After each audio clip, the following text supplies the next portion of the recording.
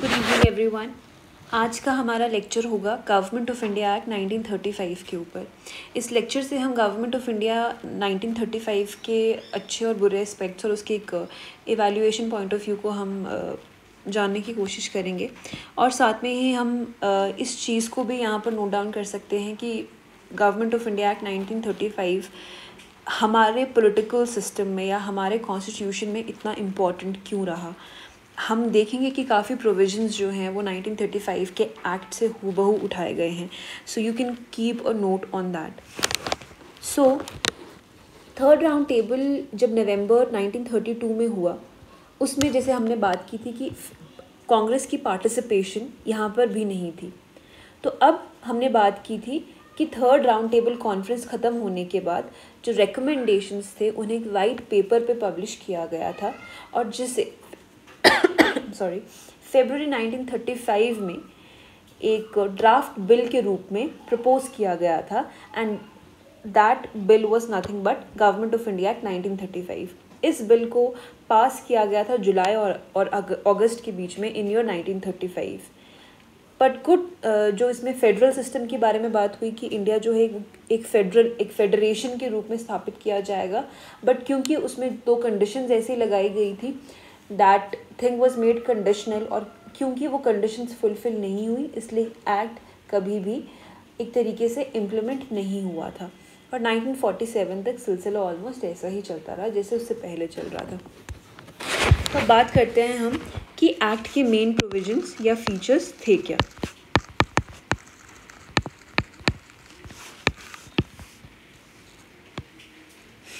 अगस्त 1935 में ये act British parliament ने पास कर दिया था। It was passed by British parliament. इसका सबसे पहला मेन प्रोविजन था कि हिंदुस्तान को एक ऑल इंडिया फेडरेशन के रूप में स्ट्रक्चर किया जाए।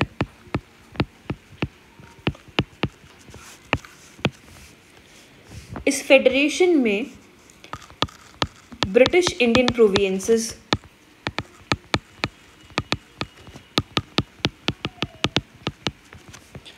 चीफ कमिश्नर्स प्रोविंसेस जितने भी उस समय हिंदुस्तान में थे वो सारे,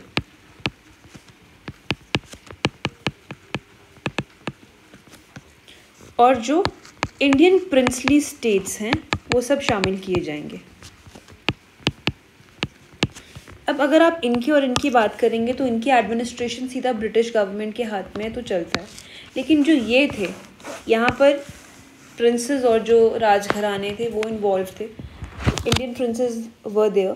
तो यहाँ पर दो कंडीशंस लगाए गए कि जो कुछ स्टेट्स होंगी, जो स्टेट्स हैं उन्हें अलॉटमेंट दी जाएगी 52 सीट्स की, ठीक है। तो अगर वो काउंसिल ऑफ स्टेट्स में जब इन्हें 52 सीट्स अलॉट होंगी तो अगर उस समय ये फेडरेशन ज्वाइन करने के लिए अगर अग्रीमेंट देंगे तभी हम हिंदुस्तान को एक फेडरेशन के रूप में स्थापित करेंगे इफ़ दीज पीपल अलो, ठीक है। क्या बात है, क्या स्टेटमेंट रही, क्या कंडीशन रही that states will be allotted 52% seats. States with allotment of 52 seats, जिन्हें 52 सीट्स दी गई या दी जाएंगी in the proposed council of states. ये क्या है, ये उस समय का राज्यसभा है, अपर हाउस है।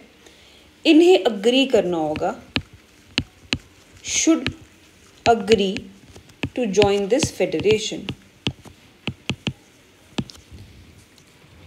और साथ में ही जो ये स्टेट्स हैं, इन स्टेट्स में हिंदुस्तान की 50% पॉपुलेशन कवर होनी चाहिए। मतलब जो इंडियन स्टेट्स हैं उसमें वो हिंदुस्तान की 50% पॉपुलेशन को अगर कवर करते हैं तो ही उन्हें मान्यता दी जाएगी, ठीक है। लेकिन ना ये स्टेट्स 50% पॉपुलेशन हिंदुस्तान की कवर करते थे और ना ही इन्होंने कोई किसी भी तरीके का एग्रीमेंट दिया इंडियन फेडरेशन बनाने के लिए। अब क्योंकि जब ये कंडीशन फुलफिल नहीं हुए दोनों ही कंडीशंस, तो हिंदुस्तान इस एक्ट के हिसाब से प्रपोज फेडरेशन ही रहा, मतलब फेडरेशन बन नहीं पाया। और जैसा सेंट्रल गवर्नमेंट का रूल चलता रहा था, जो भी प्रोविजंस थे, जो गवर्नमेंट ऑफ इंडिया एक्ट 1919 के चल रहे थे, यही सब रूल्स जो थे, रेगुलेशंस थे, 1947 तक चलते रहे। अब यहाँ पर हम सेंट्रल लेवल की जो गवर्नमेंट थी उसकी बात करते हैं, जो उन्होंने प्रपोज किया था इस फेडरेशन में। उन्होंने कहा था कि फेडरल लेवल की गवर्नमेंट होगी। फेडरल लेवल, ये सेंटर की बात हम कर रहे हैं यहाँ पर। एक फेडरल है, एक लेजिस्लेचर है, ठीक है। फेडरल में यहाँ पर एग्जीक्यूटिव लेवल जो होगा, एग्जीक्यूटिव, अब जैसे कि पहले के एक्ट्स में हमने पढ़ा है कि सेंट्रल लेवल पर who is the all in all head, viceroy, तो यहाँ पर भी ऐसा ही था कि फेडरल लेवल में जो एग्जीक्यूटिव है उसके हेड रहेंगे गवर्नर जनरल। गवर्नर जनरल पूरे कॉन्स्टिट्यूशन को हेड करेंगे। यहाँ पर सब्जेक्ट्स डिवाइड किए जाएंगे, जैसे कि पहले प्रोविंशियल लेवल पर किए गए थे। One was reserve list, here also reserve list, and the other was transferred list. Reserve list में इम्पॉर्टेंट टॉपिक्स जैसे कि foreign affairs, defence affairs, tribal areas, ecclesiastical affairs, ये सब रहेंगे, जिनकी administration exclusively governor general of India के हाथ में रहेगी। और governor general will act on the advice of executive council और executive councillors.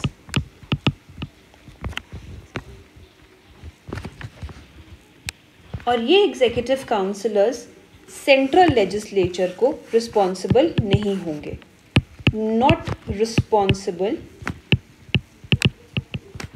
To central legislature.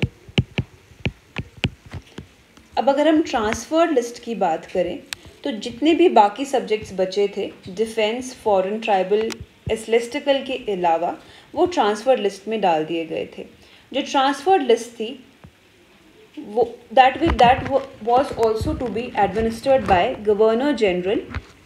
Same यहाँ पर भी गवर्नर जनरल ही इसे एडमिनिस्टर करने वाले थे, but on the aid and advice of ministers. किसके एडवाइस पर? Ministers, elected by the legislature.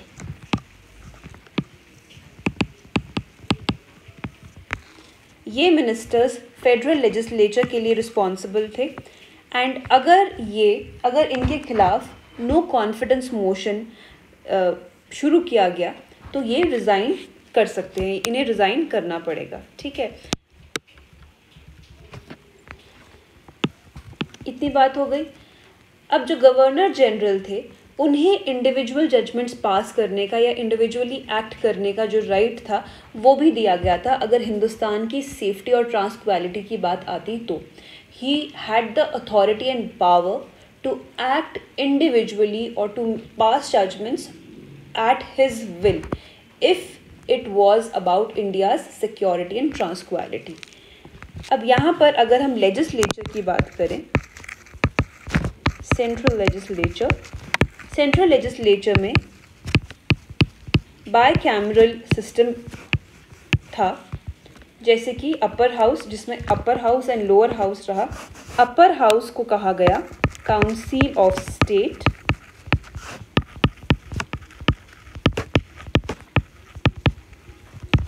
और लोअर हाउस को कहा गया फेडरल असेंबली।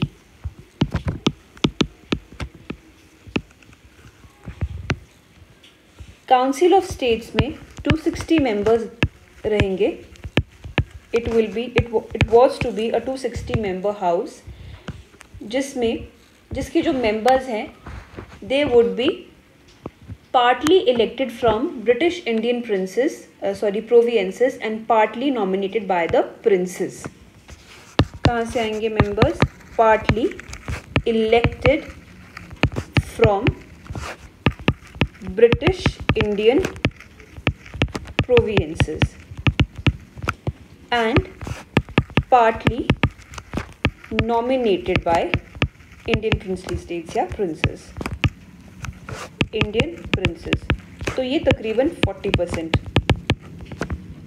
थे। और जो फेडरल असेंबली थी इसमें 375 मेंबर्स रहेंगे, पार्टली इनडायरेक्टली इलेक्टेड। ये वर्ड आप याद रखें, इनडायरेक्टली है यहाँ पर डायरेक्टली है। Partly indirectly elected from British Indian provinces and 1/3 nominated by princes।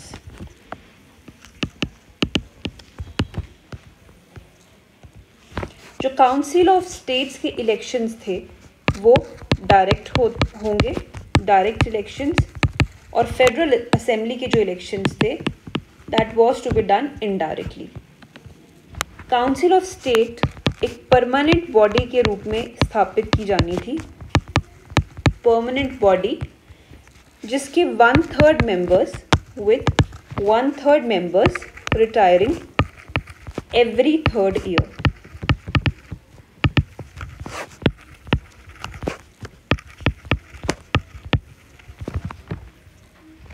और इसकी ड्यूरेशन थी 5 years।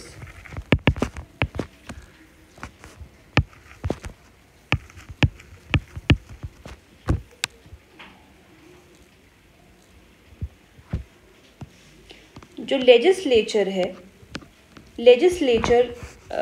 फॉर प्रॉपर एडमिनिस्ट्रेशन जो लेजिस्लेशंस थे वहाँ पर भी पहले अभी की तरह जैसे हमारे पास 3 लिस्ट है, यहाँ पर भी 3 लिस्ट इंट्रोड्यूस किए गए, federal, provincial and concurrent, for better management eight legislature level. legislation purposes।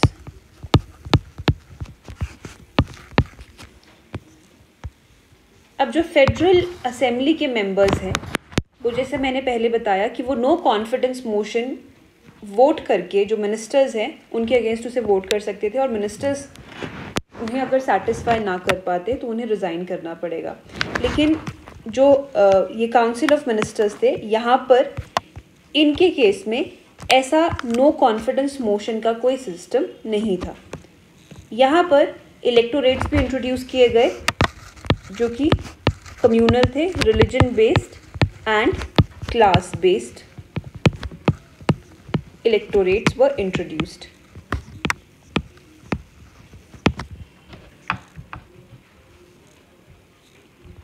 $80% budget was non-votable। 80% budget was non-votable। और जो रेजिड्यूरी पावर्स हैं वो किसके हाथ में रहेंगी? वाइस रॉय के हाथ में या गवर्नर जनरल ऑफ इंडिया के हाथ में।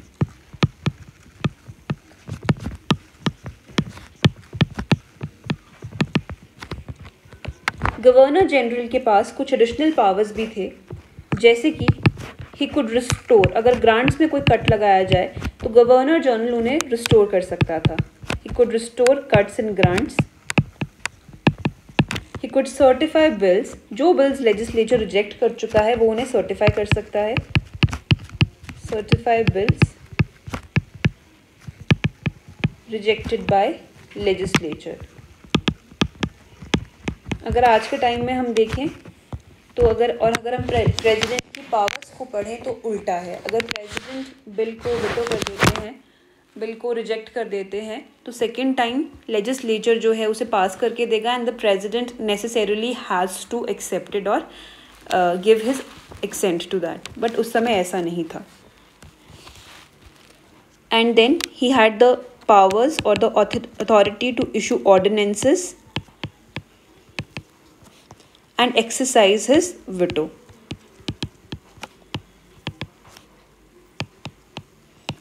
आप यहाँ से आज के डेट में जो प्रेसिडेंट की पावर्स हैं उससे आप कैलकुलेट कर सकते हैं। Issuing ordinances article 111, veto power 1 to 3, so you can recalculate your prelims points from polity as well. अब अगर हम यहाँ पर प्रोविंसेस की बात करें तो प्रोविंसेस में ऑटोनॉमी की इंट्रोडक्शन हो चुकी थी। ऑटोनॉमी और डायरकी जो थी, जो रिजर्व्ड एंड ट्रांसफर लिस्ट थी, इसे हटा दिया गया था। No dyarchy.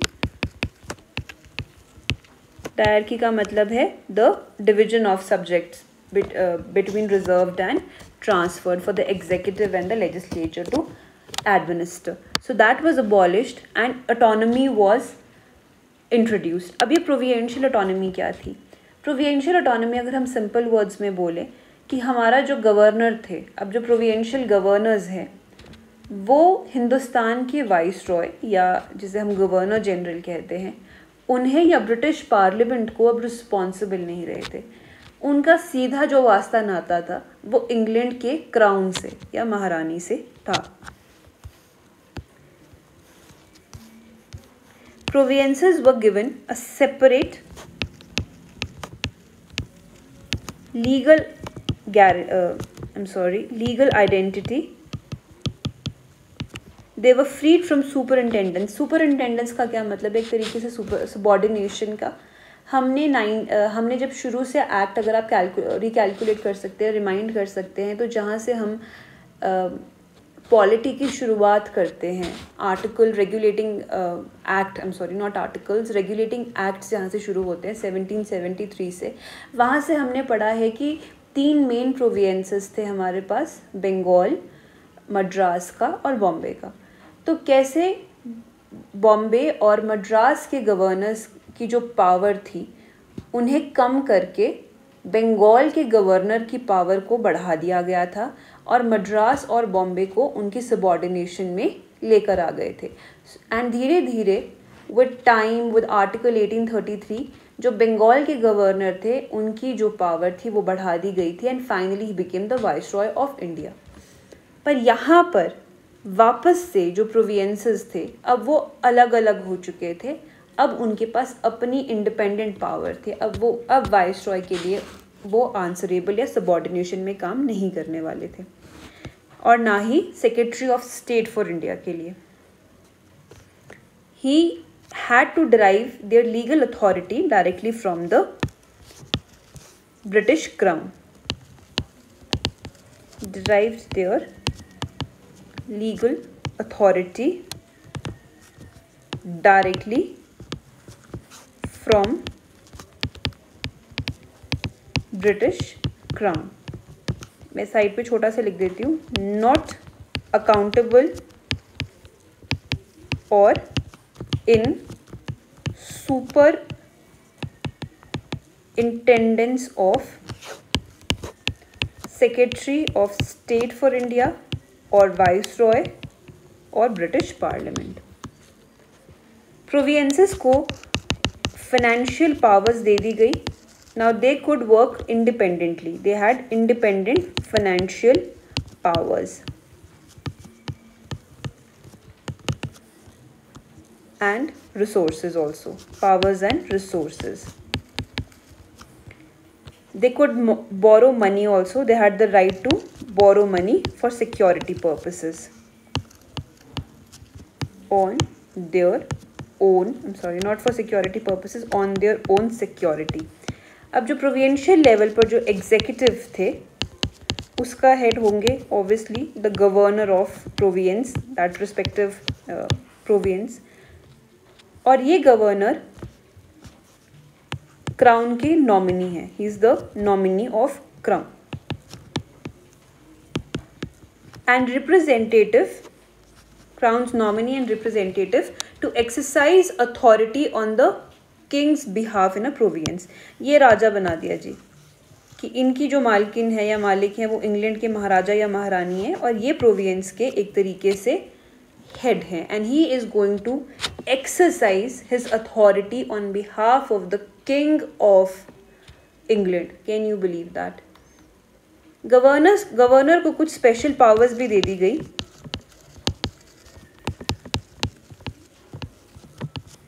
regarding minority, civil servants' rights, to maintain law and order in his specific provisions, British business and trade interest,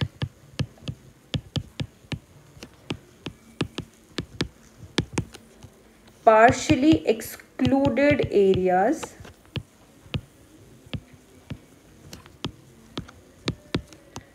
princely estates, etc., etc., etc. अब गवर्नर जनरल ऑफ इंडिया की तरह जो गवर्नर है उनके पास भी एक executive power थी, जिससे कि अगर उन्हें ज़रूरी लगा अपने एडमिनिस्ट्रेशन के लिए तो वो कभी भी एडमिनिस्ट्रेशन अपने हाथ में ले सकते हैं. He could take over and indefinitely run administration.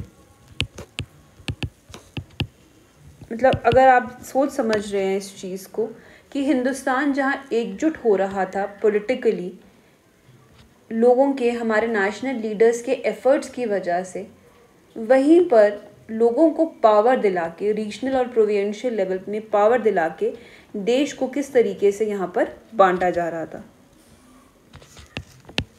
अगर हम प्रोविंशियल लेजिस्लेचर की बात करें तो यहाँ पर separate electorates were given based on communal award.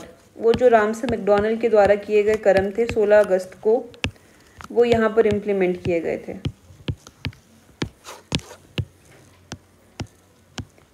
Communal award based separate electorates were to be made functional और operational in the provincial legislature. जितने भी मेंबर्स थे लेजिस्लेचर के वो डायरेक्टली इलेक्ट होने वाले थे. All members were to be elected directly.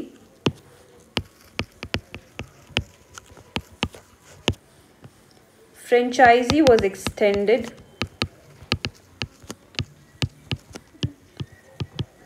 और यहाँ पर very importantly women were given rights. They got the right on the same basis as men.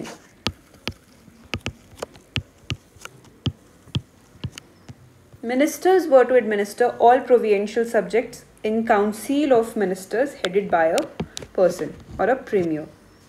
जो ministers थे ये प्रोविंशियल सब्जेक्ट्स पे अब इंडिविजुअली काम करने वाले थे, कोई डिवीजन नहीं था.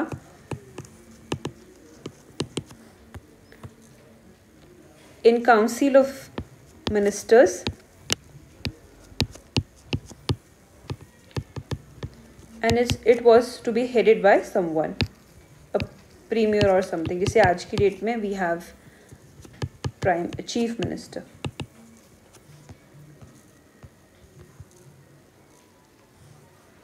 मिनिस्टर्स लेजिस्लेचर के लिए आंसरेबल थे.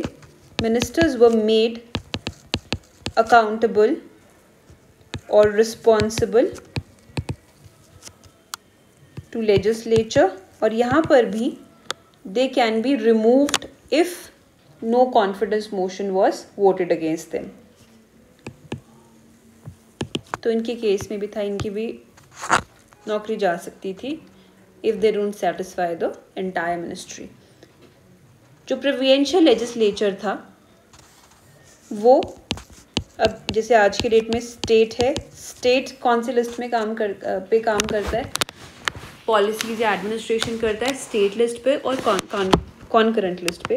तो यहाँ पर भी ऐसा ही था, प्रोविंशियल और कॉन्करेंट लिस्ट दोनों जो था वो प्रोविंशियल लेजिस्लेचर इन टॉपिक्स पे, सब्जेक्ट्स पे काम कर सकता था. अब जो गवर्नर है he had some powers. Legislative powers क्या थी गवर्नर की वो देख लेते हैं. He could refuse to give assent to a bill. नहीं करेंगे भाई साहब, साइन कर लो जो करना है. He could promulgate ordinances. Ordinance दे देंगे आपत्तिजनक सिचुएशंस में, इमरजेंसीज में. And he had the power to enact governors acts. अपने एक्ट्स भी बना देंगे या ऑर्डिनेंसेस इशू कर सकते हैं और बिल्स को रिजेक्ट कर सकते थे. यहाँ से आप आर्टिकल 200 आज की डेट का और 201 को रिमाइंड कर सकते हैं। अब अगर हम पूरे एक्ट को इवैल्यूएट करें तो यहाँ पर फिर से गवर्नर जनरल को स्पेशल पावर्स दे दिए गए थे, सेफगार्ड्स दे दिए गए थे, और हमारी फेडरेशन मिल रही थी लेकिन उसके ऊपर कंडीशंस लगा दिए गए थे कि अगर ऐसे ऐसे कंडीशन है, क्योंकि ब्रिटिश कहीं ना कहीं बैठ के मज़े तो ले रही थी और राउंड टेबल कॉन्फ्रेंसेस से उसे पता चल चुका था कि हिंदुस्तान में आपसी इतने कॉन्फ्लिक्ट्स और डिविजन्स हैं कि ये लोग एक जगह आकर मान ही नहीं सकते। और स्पेशली गांधी जी जब सेकेंड राउंड टेबल कॉन्फ्रेंस में शामिल हुए थे तो वहाँ पर हमने बात की थी कि इंडियन प्रिंसली स्टेट्स जो थी वो खुद को रिप्रेजेंट करने उन्होंने अपने डेलीगेट्स भेजे थे तीनों कॉन्फ्रेंसेस में, और वहाँ पर उनको ये प्रॉब्लम तो थी ही थी कि अगर सत्ता आईएनसी के हाथ में आ जाती है, अगर ब्रिटिश गवर्नमेंट हिंदुस्तान को फ्रीडम दे दे या डोमिनियन स्टेटस दे दे या कुछ भी दे दे नेशनल लेवल का, और आईएनसी उसको एडमिनिस्टर करे, फंक्शन करे, तो सत्ता जो है पॉलिटिकल पावर पूरे देश की इकट्ठी आईएनसी के हाथ में आएगी और उनकी जो सियासतें हैं वो सत्ते में आ जाएंगी, और फिर वो किस बात के राजा रहेंगे और किस बात के राय बहादुर रहेंगे। खैर होना तो है यही है, बट यहाँ पर वो ये होने नहीं देना चाहते थे and British knew about it. And obviously अगर हम HP हिस्ट्री पढ़ते हैं, if I could calculate all the points, तो हमने देखा है किस तरीके से ब्रिटिश ने एक तरीके से राजाओं महाराजाओं के जो बच्चे थे उन्हें पाला पोसा बड़ा किया, एजुकेशन दिया, उन्हें गाइड किया कि चलो अब तुम यहाँ पे सड़क बनाओ, तुम्हारे प्रिंसली स्टेट की डेवलपमेंट होगी। So British actually guided them and British had supported them in everything, और वो उन लोगों ने भी किया है। चाहे आप 1857 की म्यूटिनी देखते हैं या बाद के छोटे बड़े अप्स एंड डाउन्स देखते हैं, जब लोग अपने डेमोक्रेटिक राइट्स के बारे में अवगत हो चुके थे, चाहे अगर हम हिमाचल का एग्जांपल लें तो गदर पार्टी के जब लोग रीजनल लेवल पर लोगों को इन्फ्लुएंस करने लग गए थे हिंदुस्तान में, तो हिमाचल में तो लोग अपने राइट्स के लिए खड़े हो रहे थे against the miss administration of the kingdom, चाहे वो वजीर थे चाहे वो राजा थे। तो ब्रिटिश ने किसको सपोर्ट किया? ब्रिटिश ने आर्मी भेजी लोगों के अगेंस्ट। तो obviously British knew that we had loyalist among Indians. उन्हें पता था इस समय तक कि आईएनसी अब कम्प्लीटली इंडिया को रिप्रेजेंट नहीं कर रही है। हिंदुस्तान के सारे सेक्शंस आईएनसी को पॉलिटिकली एक्सेप्ट नहीं करेंगे क्योंकि they are people who are greedy for power and authority and who actually have them also. So they knew that we had some people जो कि loyalist थे ब्रिटिश गवर्नमेंट के। अब यहाँ पर प्रोवियंसेस में, coming back to the topic, प्रोवियंसेस में just a moment, प्रोवियंसेस में गवर्नर को भी स्पेशल पावर्स दे दिए गए थे। उन्हें तो सीधा राजा का खिताब दे दिया गया था एक तरीके से, और जो कहीं ना कहीं जो ये एक्ट था वो ब्रिटिश इंडियन पॉपुलेशन को सिर्फ 14%, मतलब 14% ब्रिटिश इंडियन पॉपुलेशन जो थी वो कवर हो रही थी, बाकी कहाँ जा रही थी? वो प्रोविंसेस में बंट चुकी थी। ठीक है, साथ में ही कम्युनल इलेक्टोरेट्स को और बढ़ावा दिया गया था, तो जिससे कि उनकी ये पता चल रहा था कि उनकी जो एक सेपरेटिस्ट टेंडेंसीज जो हैं वो और उभर के आ रही थी। और साथ में ही इस एक्ट के साथ हमें एक रिजिड कॉन्स्टिट्यूशन मिल रहा था, बिल्कुल यूएसए के कगार पे। मतलब खुद ब्रिटिश के पास बहुत फ्लेक्सिबल सा कॉन्स्टिट्यूशन है कि जब मर्जी आया अमेंड कर दिया, अपने हिसाब से नहीं चला तो चलो संविधान बदल दिया। लेकिन हमें दे रहे यूएसए के लेवल का कॉन्स्टिट्यूशन, और जिसके अमेंडमेंट के पावर्स पता है किसके पास है? ब्रिटिश पार्लियामेंट के पास है। This is a very important point from pre कि हिंदुस्तान का 1935 का जब एक्ट लाया गया, प्रपोज किया हिंदुस्तान में, तो अमेंडमेंट पावर किसके पास थी? पार्लियामेंट की। मतलब जिन्होंने रहना नहीं है, जिन्होंने कुछ नहीं करना है, जिन्हें प्रॉब्लम नहीं आएगी, जिन्हें पता नहीं चलेगा कि माइनॉरिटी के साथ क्या हो रहा है, रिलीजन वालों के साथ क्या हो रहा है, रिलीजियस लोगों के साथ क्या हो रहा है, या फंडामेंटल राइट में कोई प्रॉब्लम है, या प्रोविंशियल लेवल पर इस चीज़ को एडमिनिस्टर करने में मुश्किल हो रही है, लेट्स चेंज समथिंग। वो अमेंडमेंट पावर किसके पास है? पूरा ओशंस क्रॉस करके ब्रिटिश पार्लियामेंट के पास थी। The amendment power of the rigid constitution that was supposed to be given to the Indian people under the Government Act of 1935. So this was completely lame. यहाँ पर British की जो internal strategy थी, obviously they were optimistic, greatly minded people. So they had some tendencies and strategies जो कि long term उन्हीं को benefit करने वाली थी। वो क्या थी? उनकी बेसिकली स्ट्रैटेजी थी कि हम प्रोविंशियल और रीजनल लेवल पर लोगों को इतना स्ट्रॉन्ग कर देंगे, मतलब एक तरीके से पावर की आदत डाल दे प्रोविंशियल लेवल पर, उन्हें पावरफुल कर दें कि नेशनल लेवल पर जो एक यूनिटी है जो दिखाई दे रही है और जो गांधी जी की वजह से जनता में आ चुकी है, जनता एकत्रित हो चुकी है और नेशनल मूवमेंट अपराइज हो रहे हैं, उन्हें हम ख़त्म कर दें, वीकन अप कर दें। और फिर इन नेशनल मूवमेंट्स के थ्रू जो हमें परेशानी हो रही है, कलोनियल मूवमेंट्स चल रहे हैं, कॉन्स्टिट्यूशनल एजिटेशंस चल रहे हैं या एडमिनिस्ट्रेशन को रिस्ट्रक्चर करने की बातें हो रही है, ये सब खत्म हो जाएंगी जब एक लेवल पर आके नेशनल मूवमेंट वीक हो जाएगा। रिफॉर्म्स बोल के वो फिर से सोच रहे थे कि आईएनसी के मॉडरेट्स के ने जहाँ से शुरुआत की थी कि फिर से हम रिफॉर्म्स दे देते हैं 1935 एक्ट के अंडर। रिफॉर्म्स आ जाएंगे तो आईएनसी के लोग सेटिस्फाई हो जाएंगे और बीच में जो नए नए तरीके के लोग आ रहे हैं, सोशलिस्ट आ रहे हैं, लेफ्टिस्ट आ रहे हैं, इन सभी को हम आराम से फिर दबा सकते हैं, रिप्रेस कर सकते हैं। और साथ में ही सिविल डिसोबीडियंस मूवमेंट जो है हम उसे भी एक तरीके से ख़त्म कर सकते हैं। जब हम रिफॉर्म्स दे देंगे तो आईएनसी के जो मॉडरेट्स हैं फिर से वो सिविल डिसोबीडियंस मूवमेंट को सपोर्ट नहीं करेंगे, कोऑर्डिनेट नहीं करेंगे, तो वो मूवमेंट भी आराम से ख़त्म हो जाएगा and things going to be in our hands. लेकिन यहाँ पर अब आईएनसी के जो लीडर्स थे वो उन्होंने बोला था ये कि अभी नई चीज़ें जो आप ला रहे हैं ये अब ख़त्म हो चुकी है, ये हमें पहले चाहिए थी, अब नहीं चाहिए। Try something new on us to control us, but we want nothing but freedom.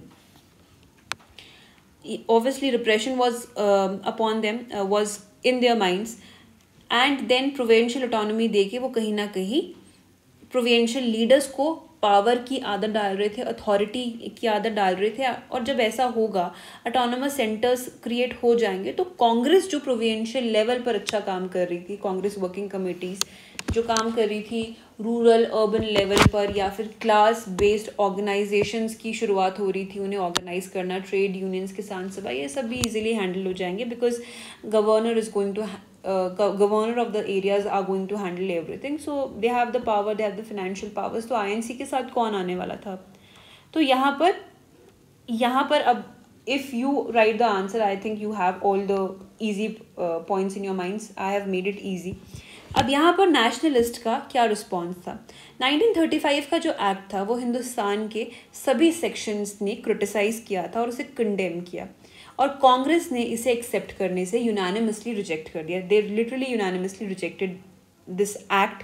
Hindu Mahasabha और नेशनल लिबरल फाउंडेशन ने बट इसे however they supported this act.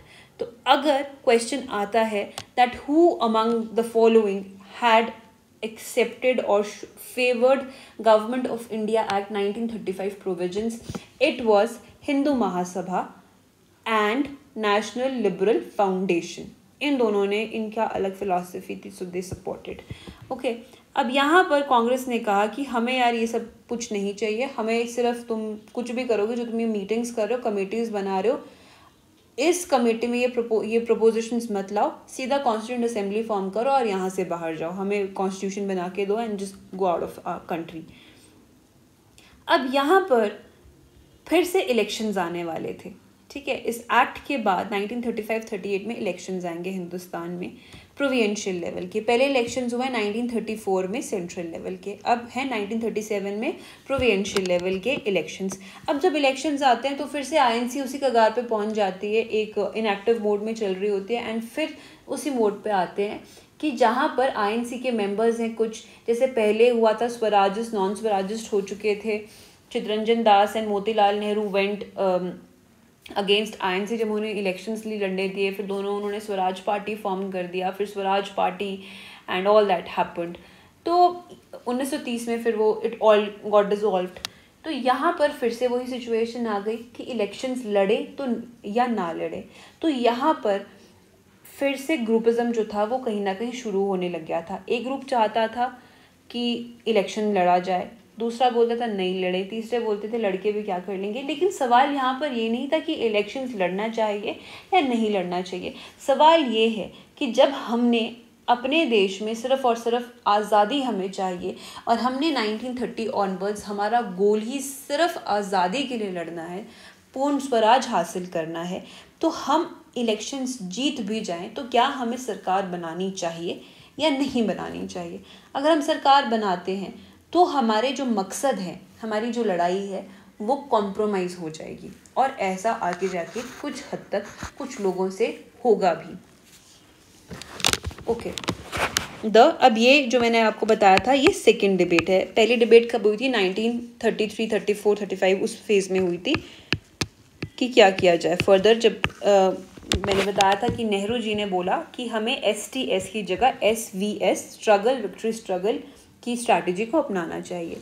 So early 1937 में इलेक्शंस प्रोविंशियल असेंबलीज के लिए अनाउंस हुए।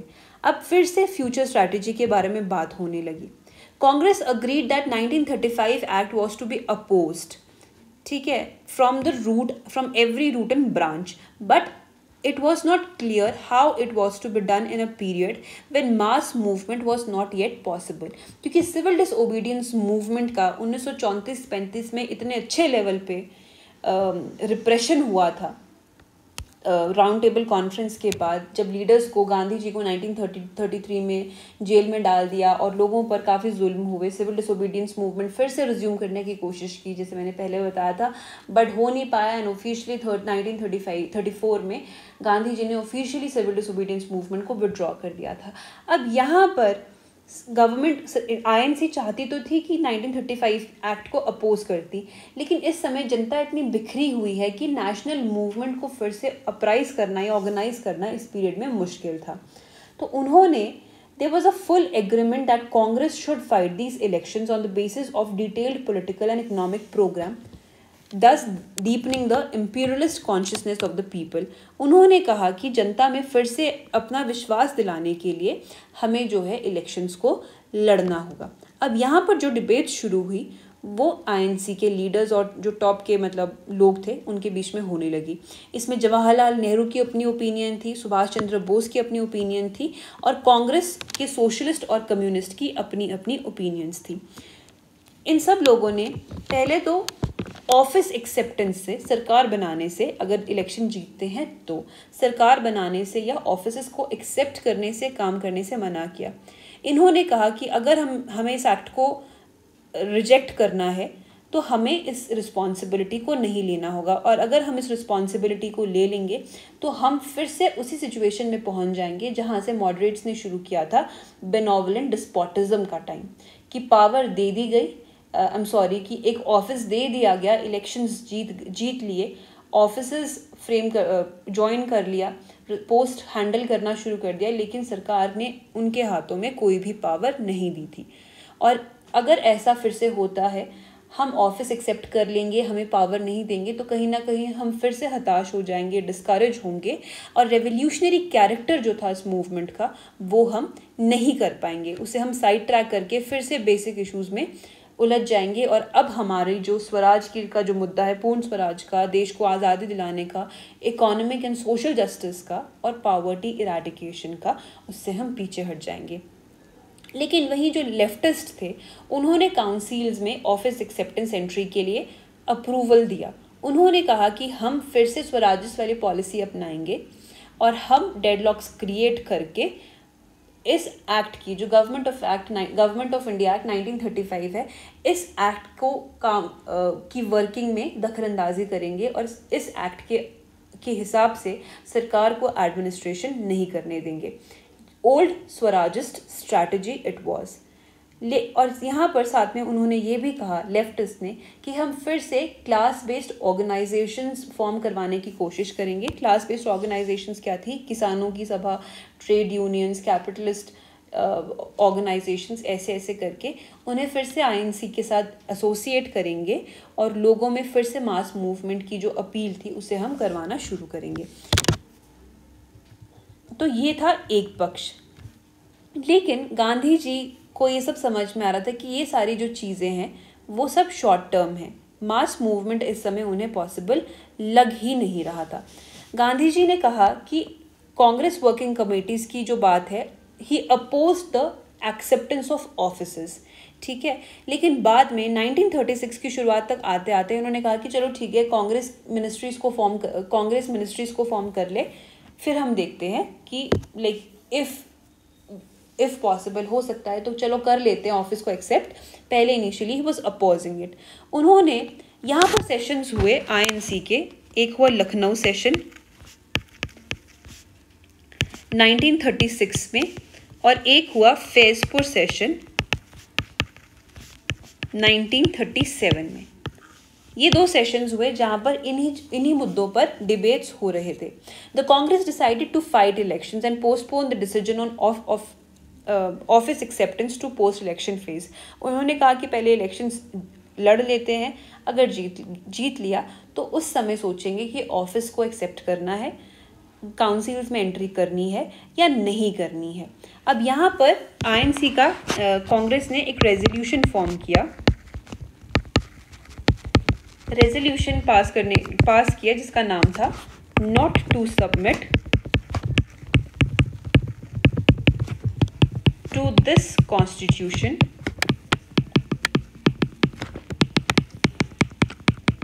or to operate or to cooperate with it, but to combat it both inside and outside the legislature. The legislatures so that it could be ended.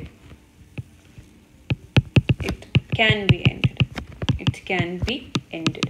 So this resolution was passed in these two sessions of Congress. अब फरवरी 1937 में provincial assemblies के elections हुए। February 1937 elections to provincial assemblies were held. Elections कैसे होने वाले थे? अभी हमने एक्ट के हिसाब से पढ़ा, डायरेक्ट इलेक्शंस। इलेक्शंस जो थे वो 11 प्रोविंसेस में हुए, 11 प्रोविंसेस में। अब ये 11 प्रोविंसेस कौन कौन से थे? Madras, central provinces, Bihar, Odisha, united provinces, Bombay presidency, Assam, north west frontier province, Bengal, Punjab and Sindh. These were the 11 provinces. यहाँ पर पहली बार जो था इलेक्शंस में हिंदुस्तानियों ने इतने लार्ज स्केल पर इलेक्शंस में पार्टिसिपेट किया था। It was the first time कि किसी एक्ट के हिसाब से they were made eligible to participate on such a large scale in elections. तकरीबन 30 मिलियन लोग जो थे वो इसमें शामिल हुए, जिसमें 4.25 मिलियन इतनी तो विमेन थी जिन्होंने इलेक्शंस में पार्टिसिपेट किया। लेकिन ये 11 प्रोविंसेस जो थे वो हिंदुस्तान की कितनी परसेंट पॉपुलेशन को रिप्रेजेंट कर रहे थे? 14%। अब यहाँ पर इन इलेक्शंस के लिए कांग्रेस ने फिर से एक मैनिफेस्टो जारी किया। उन्होंने कहा कि हम सबसे पहले हमारा यही मुद्दा होगा कि हम गवर्नमेंट ऑफ इंडिया एक्ट 1935 को पूरी तरीके से रिजेक्ट करवाएं। दूसरा, ऑब्वियसली पॉलिटिकल प्रिजनर्स की जहाँ पर रिलीज़ की बात आती है वो करवाएं। साथ में ही उन्होंने कहा कि जो जेंडर और कास्ट बेस्ड डिसेबिलिटीज़ हमारी सोसाइटी में है हम उनसे इरेडिकेशन करवाएंगे। एग्रेरियन रिफॉर्म्स लेकर आएंगे।